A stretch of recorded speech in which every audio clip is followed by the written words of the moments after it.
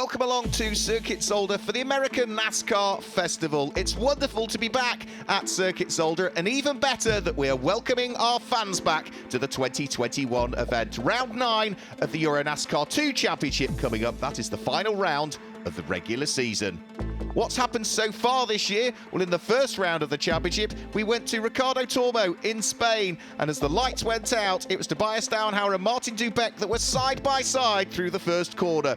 Their wheel-to-wheel racing would continue all weekend, but Dubeck would go to victory lane twice. On to Brands Hatch in the UK next. Advait made history to become the first Indian to claim a win in NASCAR, his first career win. In the second race of the weekend, it would be Tobias Dauenhauer that would claim his first win of the season. On to Most in the Czech Republic next, and in the mixed conditions over the course of the weekend, the championship leader Tobias Dauenhauer came out on top in both of the races. On to Grobnik in Croatia, and in the first race of the weekend, Tobias Dauenhauer was leading on track. However, an infringement at the start of the race would see him have to serve a drive-through penalty. He would make his way in towards the pit lane. Martin Dubeck would pick up the race lead from Vladimiris Joitsis, and Dauenhauer would see a victory escape him.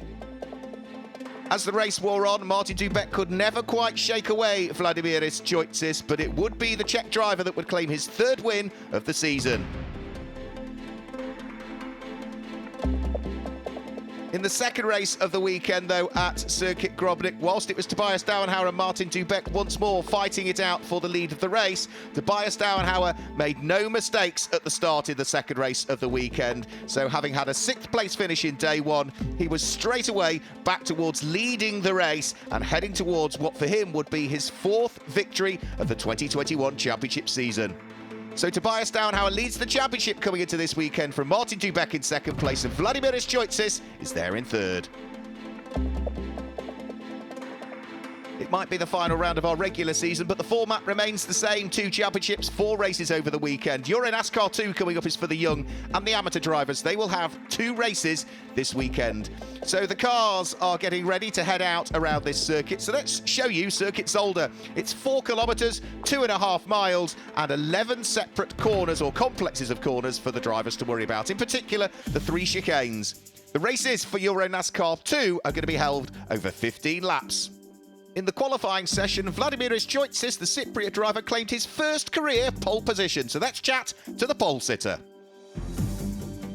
Yeah, that's perfect. It was our goal a long time ago. We achieved it today here in Zolder, so we keep it up just to achieve our final goal, which is the highest place on the podium. My strategy is just to be clean from the others and just to do my race steadily every lap, to be consistent. This is the key for the race, I think.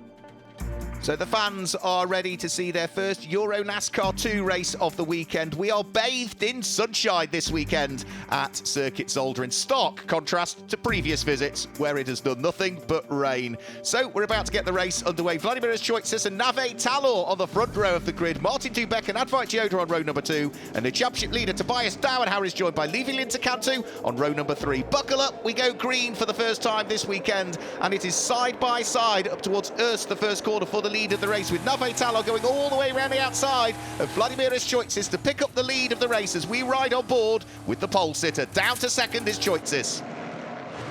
Speeds start to build as they head up towards Lucia Bianchi box, and then will turn their way onto the straight that will bring them in towards the cleaner chicane. Nave Talor leading a race. Vladimiris Joitsis in 2nd place. Both of these guys were fighting for pole position. Nave Talor was on pole for a good period of time in the qualification session, but didn't do that many laps. He saved his tyres, and that could be, in these warm conditions, paying dividends potentially over the course of this race. Everybody's safely through the Villeneuve chicane for the first time, named after the late, great Gilles Villeneuve, who sadly passed away at this circuit in the 80s in a Formula 1 qualification session. And over the start-finish line comes Nave Talor, already daylight between himself and Vladimiris Joitsis, who has got 2 of the Hendricks Fords queuing up behind him, the first of which is Martin Dubeck, the second of which is the championship leader, Tobias Dauenhauer. Great fight going on for 16th position. Ariana Cassoli sticking her elbows out to try and keep Paolo Valeri behind as they head up towards Lucian Bianchi bot, but Valeri gets the overlap here and should go through. Yep, through goes the red car with the checkers down the side of it, and it means that he is now up into 16th place, down to 17th, but still leading the Lady Trophy is Ariana Cassoli. All our overall race leader.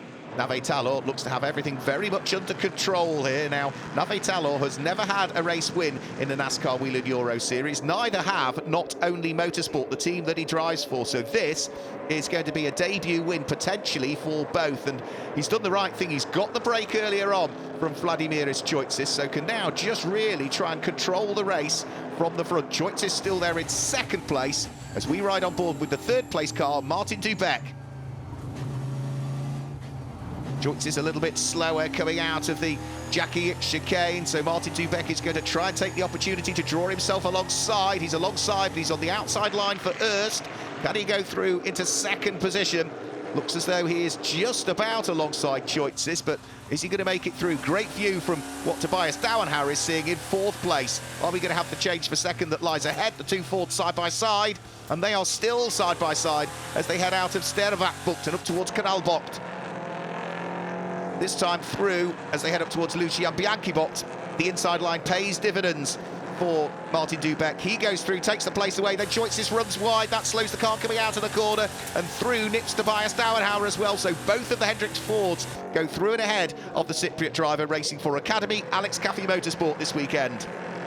So Chevy from Ford, that's the top four at the moment, and Nave Talor will be so pleased that all of this squabbling is going on because it's allowing him to control the gap. Lock brakes from Vladimiris Choitsis showing how hard he is trying at the wheel of the number one machine. Having lost 2 places on that lap, he will not want to lose anymore. He's dropped off the podium spots and is now coming under pressure from the next of the cars that will sit behind, which will be the Cal Racing machine, the yellow and black car of Brands Hatch winner Advait Dioda. And Dioda is coming under pressure from the next of the cars as well, which is the Team Bleaky Molen car weaving around, the number 69 of Melvin de Groot.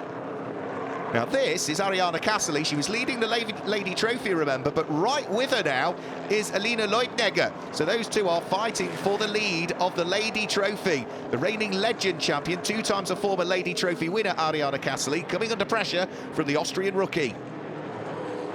Weaving their way out of the Villeneuve chicane. And as they head in towards the braking area for Boulderbach, is there anything Alina Leutnegger can do? She's going to try around the outside, and that would give her a run potentially heading up towards Jochen Rindt, and she's still braving it out round past Jochen Rindt. Is not quite going to make it through for the moment. There's the Team Bleaky Molen Ford, the number 69 car of Melvin de Groot, all through the gravel, through the Villeneuve chicane, and then runs wide coming out as well. Through is going to nip Levi Lintecantu. That will allow him to pick up the rookie lead as a result of that problem for Melvin de Groot. And is there a problem with the Ford? Because it just looks to be a little bit slow on the approach towards the next corner, and he runs wide there as well, so clearly some sort of issue for Melvin de Groot. And a spin for Choitsis, who was there in 4th place, through nips Advait Dioda. Another place lost for the Cypriot, I'm afraid. The man who started from pole is now down to 5th. Choitsis carrying a bit of damage as well now. That is not going to go well for him. Bit of tyre rub on that corner. Drops him down to 5th position. Let's hope that the tyre rub is not sufficient so as to cause damage for the Hoosier tyre that all of the cars have to run. And again, Alina Leutnegger is in full attack mode, isn't she? Trying to unpick the current leader of the Lady Trophy, Ariana Casserly. These two have had some great races so far this year. And is Alina Leutnegger going to do it this time? She's got the inside line as they head up towards the braking area and goes through as they head up towards the Jackie chicane. So change for the lead of the Lady Trophy. That is the battle for 17th overall.